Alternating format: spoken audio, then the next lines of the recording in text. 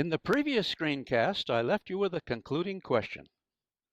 I asked what the tension would be in a single supporting rope holding up the weights of Burl, me, and the scaffold. We'll go through a solution here, but in future screencasts, the solutions to concluding questions will not be given. They'll be up to you. Here we show the magnitudes of the vector forces involved. We see that the downward forces on the system are 120 pounds, my weight, 140 pounds, Burl's weight, and the 60-pound weight of the scaffold.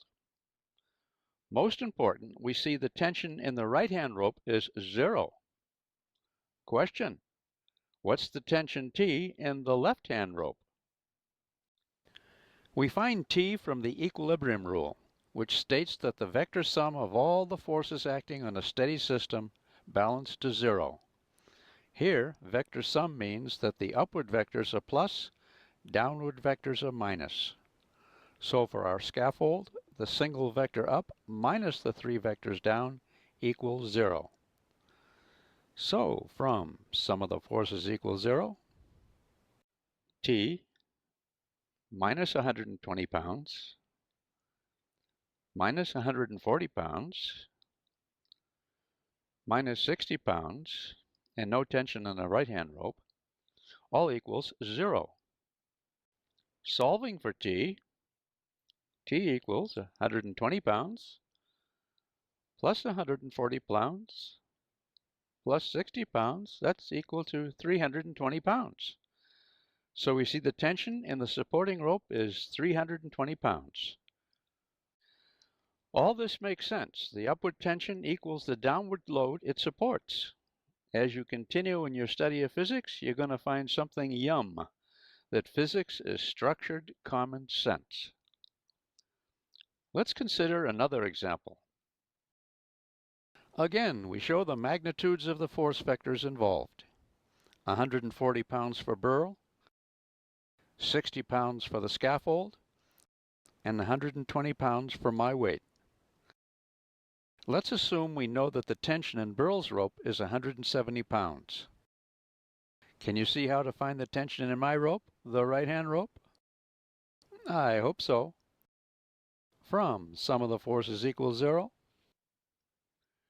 170 pounds plus T, what we're looking for, minus 140 pounds, minus 60 pounds, minus 120 pounds equals 0. A little bit crowded here.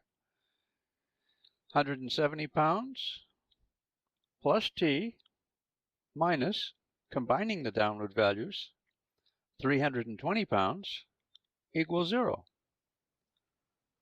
So we see that T equals 320 pounds minus 170 pounds. That's equal to 150 pounds. And we write T equals 150 pounds. Again, straightforward, and again, yum. When I say yum in these screencasts, I mean intellectually tasty, that we've come to a well-earned conclusion. In these examples, we've expressed forces in pounds, likely a unit of force that's familiar to you.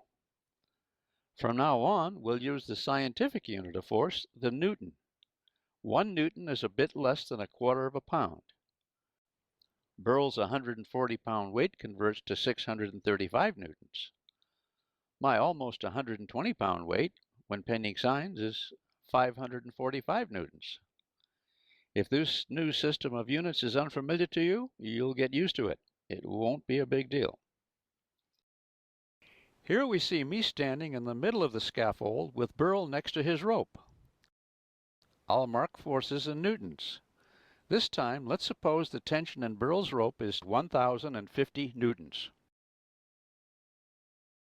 Burl's weight is 635 newtons, my weight 545 newtons, and the weight of the scaffold is 270 newtons.